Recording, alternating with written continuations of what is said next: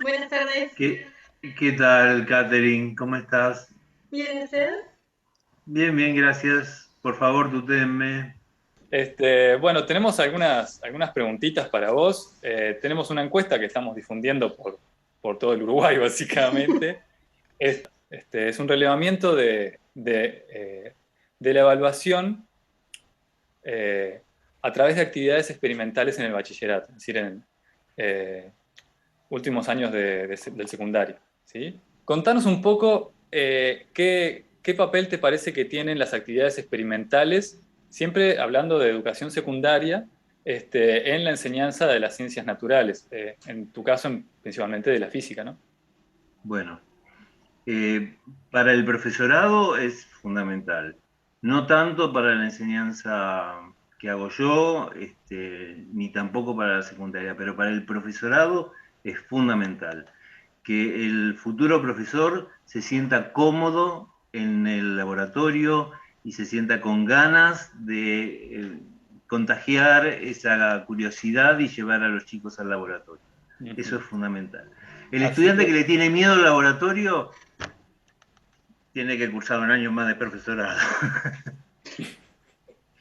y en cuanto a los estudiantes de secundario, entonces, ¿a qué limitarías las actividades experimentales? Quizá alguna demostración puntual de algún principio del curso que se dio en el año.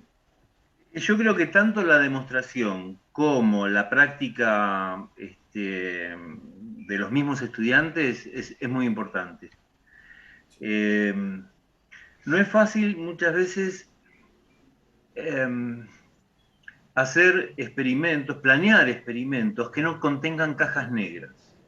Claro. Eh, Caja negra, desde la más chiquita, es un tester, Un pero botín. después tenés osciloscopios y hay una parafernalia enorme de equipamiento para el laboratorio que no dejan de ser cajas negras para los estudiantes. Y todo eso es reemplazable por instrumentos precarios, pero igualmente útiles, y que no son cajas negras, que el pibe puede entender qué están revelando, qué están midiendo, qué están diciendo, y en todo caso después, si necesitas más precisión o si querés olvidarte de esa parte, lo reemplazás por la caja negra. Y le Mm, decís, mira, esto está haciendo lo mismo que hacía el otro equipito que armamos claro. con Más maderitas y sofisticado, pero resortes. está bien. Un Bueno, osciloscopio, por ejemplo, un osciloscopio lo podés armar con una lata de duraznos y una membrana de un globo. Y ahí tenés un osciloscopio. Bueno, me parece que le falta algo. Después me pasaste el manual. después te lo paso. Bien. Este, Yo cuando... es un poco lamentable de por qué abandoné el secundario porque me encantaba. Pero yo en el secundario no daba clase en el aula, daba clase en el laboratorio. mm. Con laboratorios bien equipados y con laboratorios nada equipados. ¿Mm? Y vos considerás que eso siempre es mejor que dar Y clases en un salón.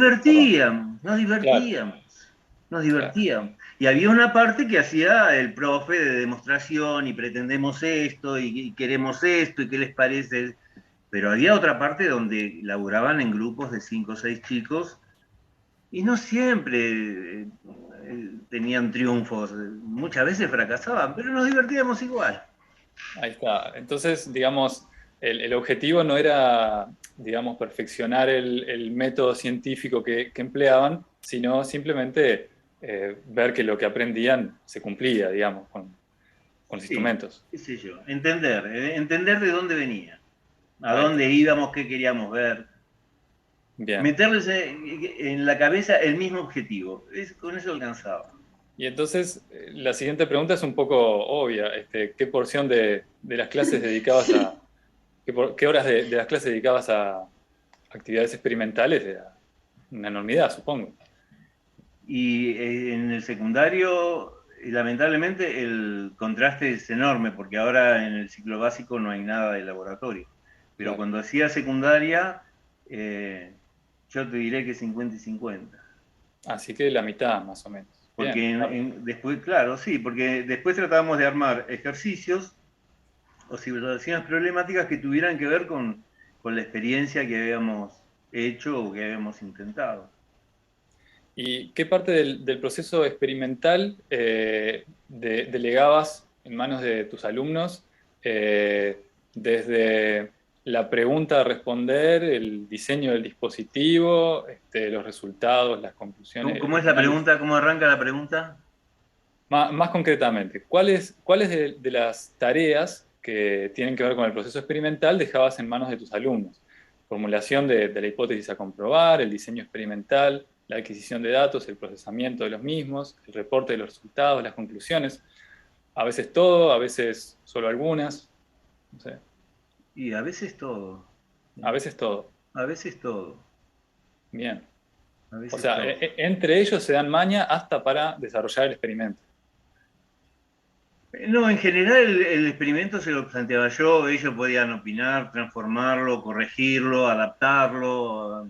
O sea que el Bueno, diseño a grandes rasgos en realidad venía de vos. sí, sí, el Ah, diseño a grandes rasgos venía. bien. Y qué sé yo. Otra cosa que a vos que te gusta la divulgación, cuando nos retrotraemos al experimento inicial de cualquier teoría,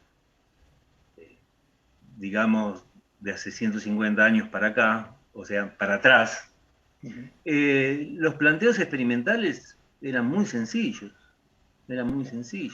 y son llevados, se pueden llevar al laboratorio actualmente, Claro, sí, sí, sí.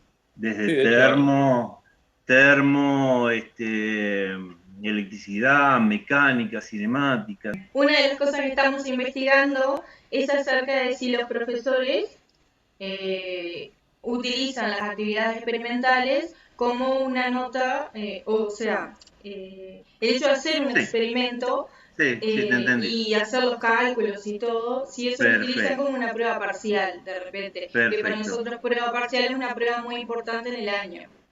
Acá en la Argentina no conozco que alguien haga eso, y yo tampoco lo hice. Y no sé si funcionaría.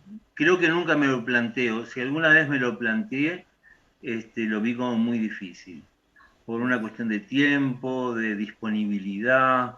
Se requiere mucho tiempo para eso. Estamos un poco obligados a evaluar eh, el conocimiento adquirido. Por ahí eso suena antiguo, pero la verdad es que es así.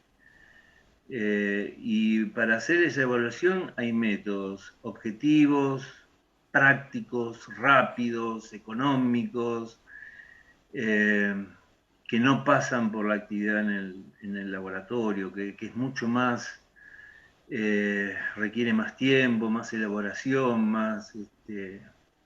no sé si sabría cómo hacerlo, pero aún así hago la misma aclaración que hice antes.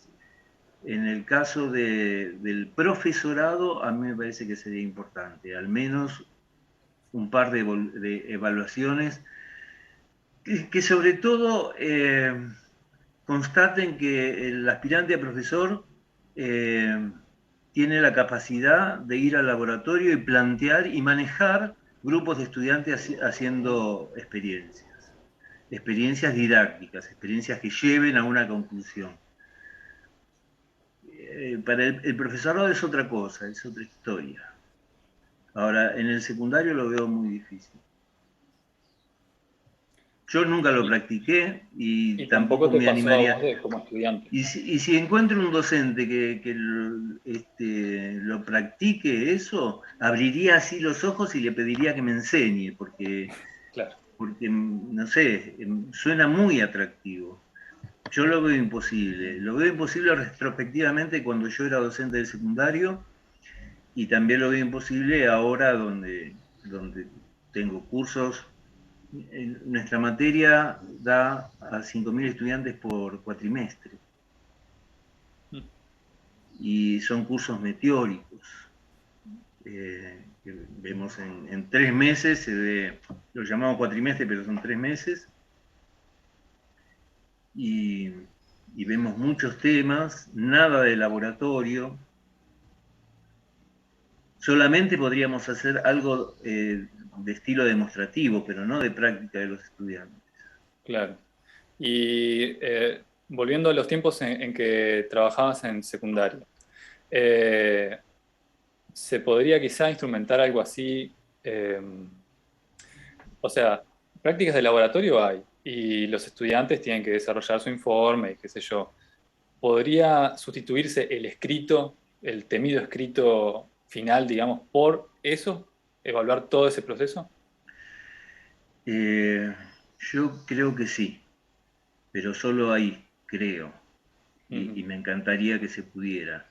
Eh, si les interesa el tema, bueno, yo creo que con esta cuestión de la pandemia, que hubo muchos cambios en la docencia y me parece que muchos de ellos son rescatables, me consta que el departamento de física de mi facultad armó laboratorios online, donde los pibes tenían que armar, medir, presentar el informe y hay un montón de herramientas que lamentablemente yo solo las escuché de oído, te estoy hablando, y me dijeron que funciona. Pero el día que me ponga a investigar eso, tengo a quien ir a preguntarle y que me muestre. ¿Mm? Bueno, de hecho, Aparentemente, las materias de física exactas tienen en forma obligatoria y curricular la parte de laboratorio. Y eso no se solapó, no se salteó. Hicieron las prácticas de laboratorio y se evaluaron las prácticas de laboratorio. Y todo eso lo hicieron online. Así que, ¿con qué herramientas trabajaron? No, ya te digo, no las conozco, pero puede llegar a ser muy interesante. Basado en su experiencia como profesor de secundaria, ¿cuáles son las actividades experimentales que los estudiantes se involucran más? O que en ese momento se involucraban más, que de repente en un experimento laboratorio mostraban como más predisposición a hacer la actividad. ¿Era por No. igual? Yo me acuerdo que encontré entusiasmo en temas tan variados, tan diversos. Eh, con la música y las ondas se aprendía mucho. ujú. Daba clases en un secundario que tenía orquesta. Así que en el aula siempre tenía ejecutantes de 10 instrumentos diferentes. Y bueno, yo le decía, tráiganlo. Y jugábamos con eso. Bueno, otra pregunta con respecto al laboratorio es, ¿qué cosas usted considera importante al momento de realizar un experimento? ¿Qué cosas es importante evaluar en el alumno que está haciendo el experimento?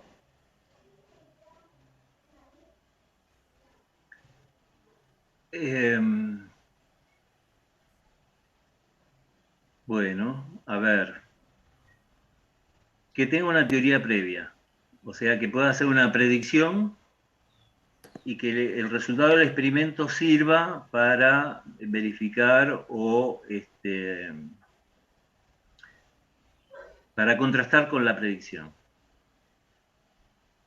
Es eso es lo fundamental. Claro. Buenísimo. No es lo mismo cualquier resultado. No. O sea que quizá pones un poco más de énfasis en el fundamento teórico del experimento que sobre la metodología, ¿no? El análisis, esas cosas. Sí, sí. Por ahí es una cuestión de... no, no, está bien. Yo soy de los que piensan que estamos montados a hombros de gigantes y no nos podemos desmontar. O sea, siempre me peleé con los constructivistas que dicen que, bueno, tomemos cualquier cosa y pensemos y desarrollemos una idea, a ver qué se nos ocurre de cómo puede ser eso. No, loco, a la humanidad le costó 4.000 años. ¿Vos pretendés que en el término de una hora o 30 minutos o una semana un chico lo resuelve y lo piense frente a cualquier experimento y a cualquier resultado? Yo creo que es imposible eso. Tampoco me... no sé. Yo no podría. Claro. Yo Sí, tanto leí o costó escuché Newton. o vi televisión o vi, tengo ideas metidas en la cabeza que son fruto de estos 2000 años. ¿Cómo hago para sacármelas y pensar en blanco? Y aunque pudiera pensar en blanco, pues creo que me quedaría en blanco. Claro. Entonces, las teorías las tenemos. Hay que simplemente aprender a manejarlas, a cuestionarlas, a hacer predicciones montados en esa teoría y a analizar los resultados de los experimentos que validan o contradicen la teoría. Entonces, con respecto a eso, yo te preguntaría, creo que va a ser difícil la respuesta, pero bueno, ¿cómo proponer una evaluación de laboratorio sin sorpresas? ¿Qué hay que adelantarle al estudiante que tiene que saber sí o sí a la hora de llevar a cabo un experimento? La verdad que justo ese ensayo yo tendría que poner la aclaración que está hecho ad hoc para la docencia que estoy haciendo ahora. No para la docencia que hice de secundario, ni para la que me imagino que tendría que ser la de los profesorados. Claro. Así que Pasemos a la ahí siguiente. pasemos a la siguiente, por favor. Pasemos a la siguiente. Muy bien. No, yo creo que no es fácil de manejar, pero tiene que haber un margen, a veces menor y a veces mayor, de incertidumbre. ¿Qué me van a tomar? ¿Qué me pueden preguntar? A veces lo que yo quiero evaluar, estoy pensando en esa evaluación de los futuros profesores para ir al laboratorio. Y lo que quiero evaluar es que te manejes suelto, que estés confiado, que vos propongas, etcétera, etcétera. Entonces, ¿cómo lo plasmo eso en una pregunta anticipable? Y bueno, por ahí contándolo, pero no es lo que están buscando mis actuales estudiantes que se matan buscando parciales, exámenes finales de cohortes pasadas para saber qué le van a tomar a ellos. Entonces, mi pregunta con respecto a lo que estamos investigando es si exponer los fundamentos, los resultados y las conclusiones de un experimento podría ser viable como una actividad habitual en el secundario, ya que al ser una exposición oral frente al resto de la clase, imagino que sería una instancia para aprender mucho y para reflexionar. Y nuevamente, tenemos ahí un conflicto que es la disponibilidad de tiempo para los estudiantes. Fíjate que en un curso de 30 personas, si vos querés que alguno exponga, mínimo le tenés que dar media hora, 40 minutos, es una clase. Claro. O sea, 30 clases se te va el año. No, así no se aprende. Se aprende cuando explicar, acomodar tus pensamientos para transmitirlos y explicárselos a otro y encontrar dónde están las cosas por donde no podés entrar. Para todo eso lleva un tiempo y además lleva un training. Tenés que hacerlo, no digo a diario, pero sí digo en forma continua. Un poco eso lo puse para alentar el estudio en grupo. Cuando vos estudias en grupo, ahí se da una dinámica grupal, todos tienen que en algún momento explicarle a los demás, y ese es un ejercicio que estudiando solo nunca lo haces. El pensamiento científico es innato o adquirido. Y entonces vos citás muy bien a Hermann Bondi, que dice que la escuela es un sistema por el cual la sociedad se defiende de los niños preguntones. Los que sobreviven al tratamiento se llaman científicos. Es muy buena la cita.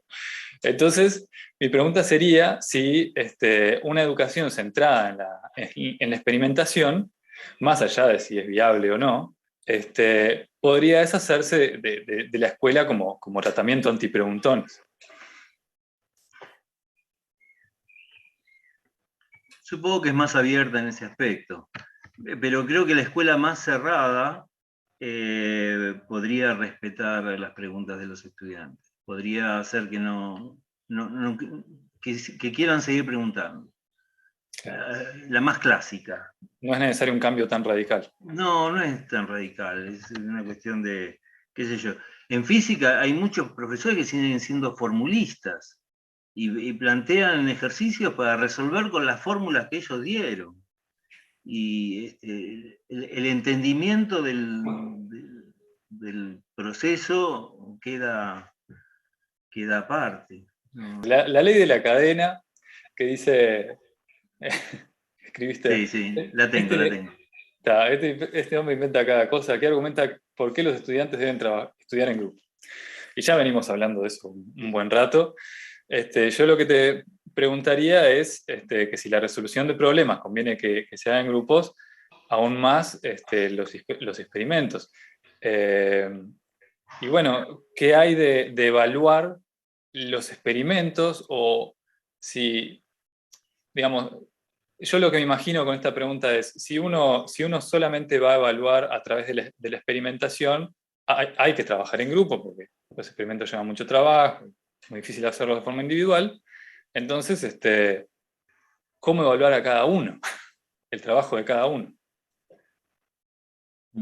Supongo Bueno, que es otra de las dificultades que enfrenta la evaluación de la experimentación, del laboratorio. Se requiere mucho tiempo. No sé si en la evaluación grupal siempre hay un margen de gris que no sé cómo se salva. Y bueno, y nosotros, además de enseñar, cargamos con la responsabilidad de la evaluación. Es parte de nuestro trabajo, que nos pagan para eso, para la acreditación del conocimiento. Imagínate que nuestro trabajo es exactamente el mismo que hace el docente que va a entregar el título en la última materia. Y hay una responsabilidad en la acreditación del conocimiento, para que después el estudiante vaya y haga su trabajo en la sociedad. Yo eso lo veo como insolayable. Y en la evaluación grupal siempre caes en un gris que importa menos, claro, en las materias iniciales, pero después va importando cada vez más en las materias siguientes. Nunca falta el docente de las materias subsiguientes que te echa en cara que los pibes te respondieron tal cosa a una pregunta obvia que se supone que tendrían que haber aprendido con vos. Me cago de risa, ¿no? Bueno, lo remontarán después, no importa. Pero yo me tomo esa responsabilidad seriamente. Porque además me parece que es una especie de contrato con el estudiante. Vos vas a hacer este curso y vas a invertir un montón de tiempo y esfuerzo, y dinero, y guita, y sueño, y peleas en tu... Bueno, cuando termines el curso, mi compromiso es haberte enseñado todo esto, y que vos sepas hacer todo esto, que después te va a servir acá, allá, o si querés te lo olvidás. Pero ese es mi compromiso, y yo no puedo faltar ese compromiso. Entonces, la instancia de evaluación individual para mí es parte del contrato. Sea importante o no sea importante, es parte del contrato. Y en la evaluación grupal, se pierde esa responsabilidad del contrato. Igual es útil, igual sirve. Y si en el laboratorio hubo uno que es muy habilidoso con la mano y hizo el 80% y los demás simplemente interpretaron lo que hacía, y cuando querían meter manos se publicaban una puteada o un cachetazo del otro que les... Bueno, no podés estar en todos los grupos para manejar esas situaciones. No sé, hay un montón de cosas que algunos la manejarán mejor, otros la manejarán peor, pero son difíciles de estructurar, de meter dentro de una estructura. Espero que les sirva. Para mí fue un honor que me hayan buscado. transmítanle un enorme agradecimiento al docente de ustedes que les acercó el material escrito que yo había escrito. Un abrazo para él, que no lo conozco y no sé quién es. Alejandro Parrilla es el nombre y seguramente estaría Bueno, encantado. Alejandro, ahora sí, Alejandro, sí, claro, me conozco, con él me he encontrado. Bueno. Vino a Buenos Aires, ahora sí, ahora que lo nombraste al toque. Estamos grabando, así que puedes dejar el mensaje que vos quieras. Alejandro, te mando un abrazo enorme, siempre me acuerdo de vos y ojalá que nos volvamos a encontrar pronto.